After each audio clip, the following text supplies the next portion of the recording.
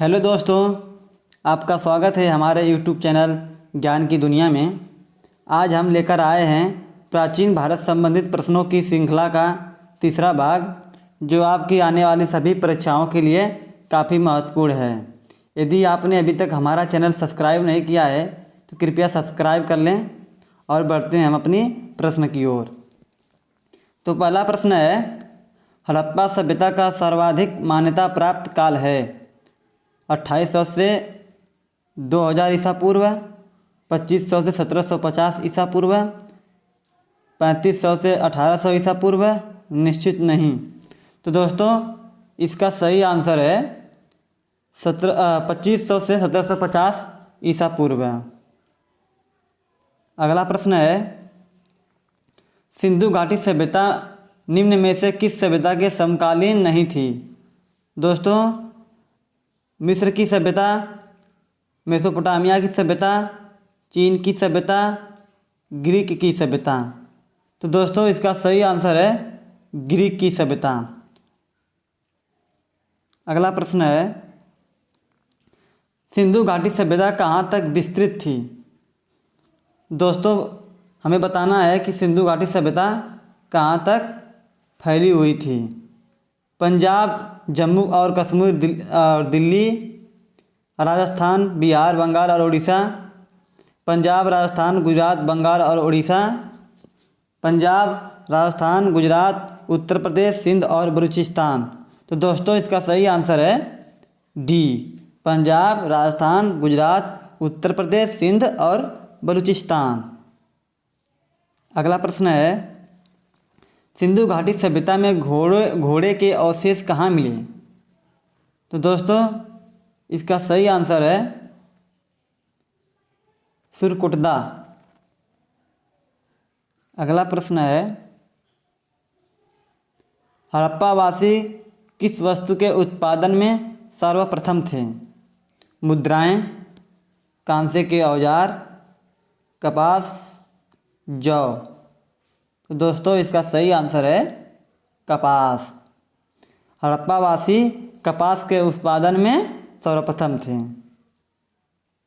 अगला प्रश्न है, निम्न विद्वानों में हड़प्पा स्थल की खोज किसने की?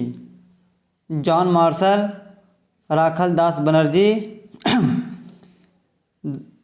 एक कनिंघम, दयाराम साहनी। तो दोस्तों इसका सही आंसर है दयाराम साहनी। दोस्तों राखल दास बनर्जी ने मोहनजोदड़ो की खोज की है 1922 में, और दयाराम साहनी ने 1921 में हड़प्पा नगर की खोज की थी। अगला प्रश्न है, हड़प्पा कालीन समाज किन वर्गों में विभाजित था?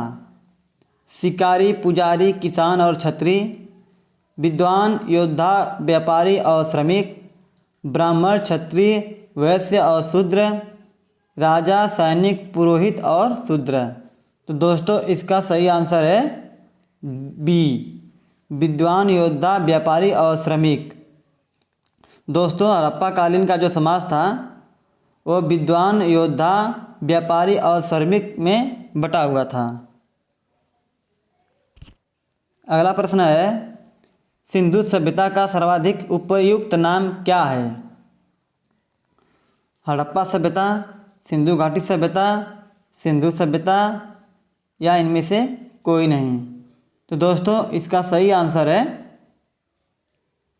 हड़प्पा सभ्यता। देखिए दोस्तों, पुरातात्विक विभाग के एक नियम के अनुसार जब भी किसी सभ्यता या प्राचीन नगर की खुदाई हो तो उसमें मिले पहले स्थान के नाम पर पूरी सभ्यता का नामकरण होता है। तो इसलिए सिंधु घाटी सभ्यता में सबसे पहले हड़प्पा नगर की खोज हुई थी, इसलिए इस सभ्यता का नाम हड़प्पा सभ्यता रखा गया है। अगला प्रश्न है, हड़प्पा सभ्यता की खोज किस वर्ष हुई थी? 1919, 1920, 1921, 1922। तो दोस्तों इसका सही आंसर है 1921। 1921 में दयाराम साहनी ने हड़प्पा नगर की खोज की थी, और 1922 में राखल दास बनर्जी ने मोहनजोदाड़ो नगर की खोज की थी। अगला प्रश्न है, हड़प्पा सभ्यता के बारे में कौन सा कथन सही है? उन्हें अश्वमेध यज्ञ की जानकारी थी, गाय उनके लिए पवित्र थी, उन्होंने पशुपति का सम्मान करना प्रारंभ किया था, उनकी संस्कृति सामान्यतः स्थिर नहीं थी। तो दोस्तों इसका सही आंसर है, उन्होंने पशुपति का सम्मान करना प्रारंभ किया था। अगला प्रश्न है, हड़प्पा सभ्यता की सामाजिक पद्धति थी उचित समतावादी, दास श्रमिक आधारित, वर्ण आधारित, जाति आधारित। तो दोस्तों हड़प्पा सभ्यता ना ही जाति पर आधारित थी, ना ही वर्ण पर आधारित थी और ना ही श्रमिक आधारित थी। इसका सही आंसर है उचित समतावादी। अगला प्रश्न है, हड़प्पा सभ्यता के संपूर्ण क्षेत्रफल का आकार किस प्रकार का है? गोलाकार, त्रिभुजाकार, आयताकार, वर्गाकार। दोस्तों इसका सही आंसर है त्रिभुजाकार।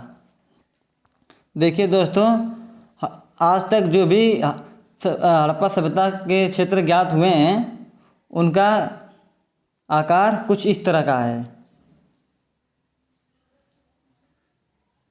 यहाँ पर उत्तर में मांडा जो कि चिनाब नदी के किनारे है, और यहाँ उत्तर पर आलमगीरपुर उत्तर प्रदेश का मेरठ ज़िले में पड़ता है जो हिंडन नदी के किनारे है, और सबसे दक्षिण में है दैमाबाद जो महाराष्ट्र में है गोदावरी नदी के किनारे, और सबसे पश्चिम में है सुतका गेंडोर जो कि बलूचिस्तान में पड़ता है दास्क नदी के किनारे।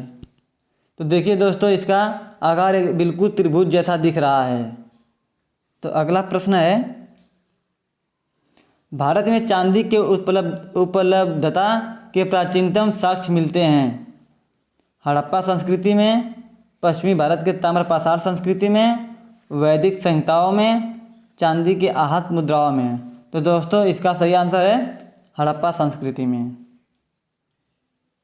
अगला प्रश्न है, सिंधु सभ्यता के बारे में कौन सा कथन असत्य है?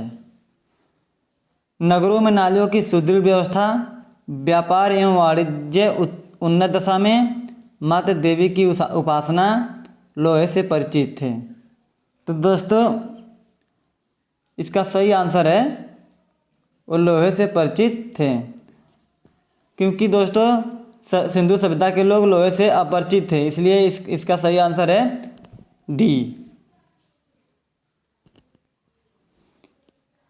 देखिए दोस्तों मिसप्रिंट हो गया है। सिंधु सभ्यता निम्न में से किस युग में पड़ता है? ऐतिहासिक काल, प्रागैतिहासिक काल, उत्तर प्रागैतिहासिक काल, आद्य ऐतिहासिक काल। दोस्तों इसका सही आंसर है आद्य ऐतिहासिक काल। सिंधु सभ्यता दोस्तों आद्य ऐतिहासिक काल में पड़ता है।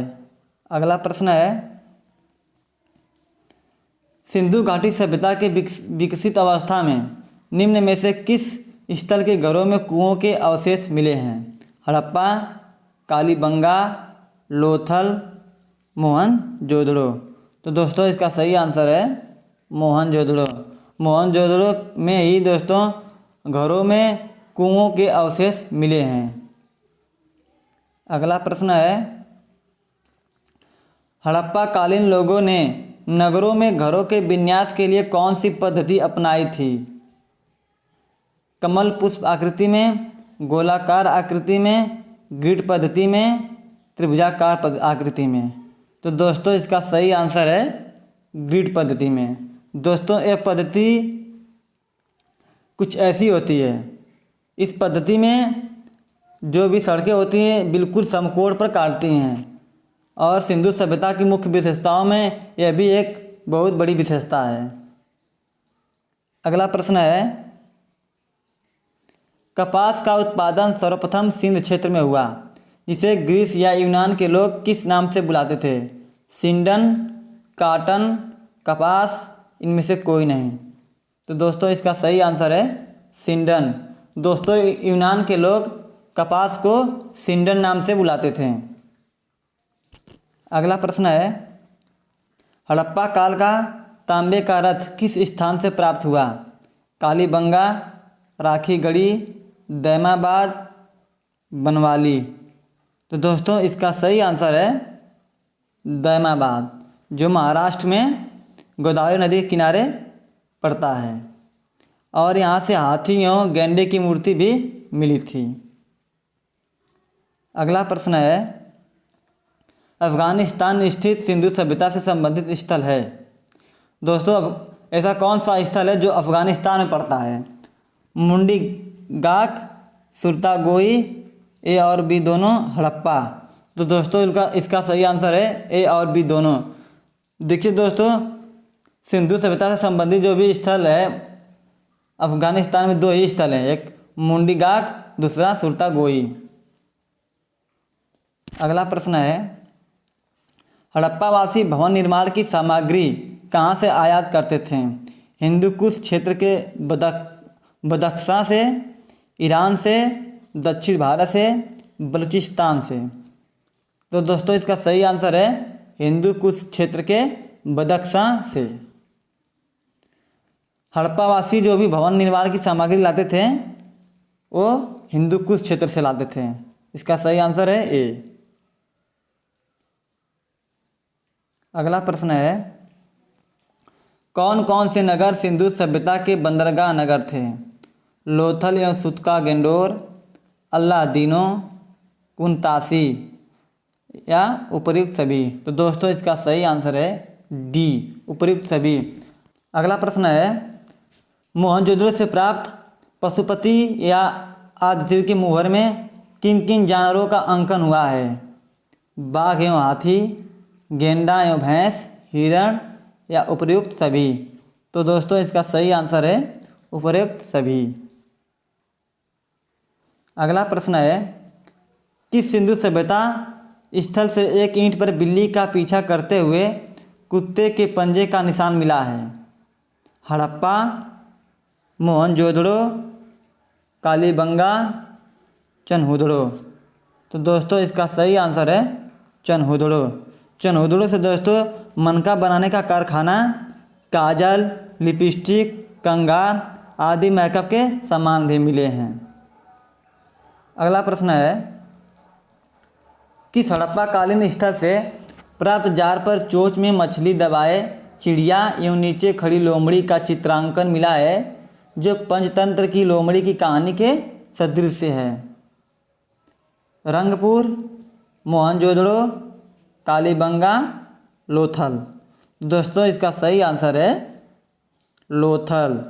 लोथल से दोस्तों एक ऐसा जार मिला है जिस पर चोंच में मछली दबाए हुए चिड़िया एवं नीचे खड़ी लोमड़ी का चित्र देखने को मिलता है। और लोथल से 3 युगमित समाधियाँ भी मिली हैं, हाथी दांत का पैमाना भी मिला है। तो दोस्तों आज के लिए इतना ही। अब हम अगला वीडियो लाने वाले हैं वैदिक सभ्यता से। तो अभी तक हमारे चैनल को आपने सब्सक्राइब नहीं किया है तो कृपया सब्सक्राइब कर लें और बेल आइकन की ज़रूर दबाएं। आज के लिए इतना ही, धन्यवाद।